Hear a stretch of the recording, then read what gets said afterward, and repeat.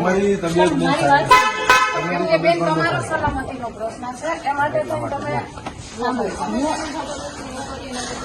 જબરજસ્તી હું નહીં, હું તમને રિક્વેસ્ટ જ કરું છું. અમે પણ તમને રિક્વેસ્ટ જ કરીએ છીએ બેન કે મને જવા દો. મારે અમદાવાદ જવું છે. મારા ભાઈઓ ખેડૂત માટે અમે બધા ઉપવાસ આંદોલન જે કરીએ છીએ, અમે એક જગ્યાએ બેસી અને ઉપવાસ આંદોલન અમારે ચાલુ રાખવું છે.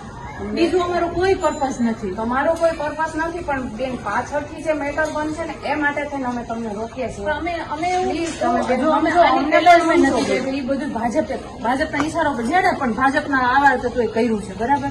અમે તમને દોષ નથી આપતા. અમે એમ કહીએ છીએ કે ભાઈ અમને અત્યારે તમે અહીંયા શાંતિથી અમારે વાત કરો છો, અમે તમને રિસ્પેક્ટ આપીએ છીએ, ના નથી કહેતા, પણ અમને જવા દો જેથી કરીને અમે ત્યાં સમૂહમાં બેસી અને અમારા ખેડૂતની માંગણી અમે પૂરી કરી શકીએ.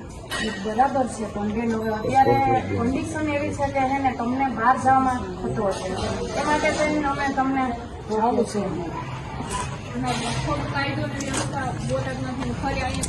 એવું બને અને પછી પરિસ્થિતિ વધારે બગડે એના કરતા તમે સમજો કે અમારી કન્ડિશન કોઈ સંજોગોમાં જવા જ નહીં. શક્ય નથી બેન, એનાથી કાયદો વ્યવસ્થાનો પ્રશ્ન થાય.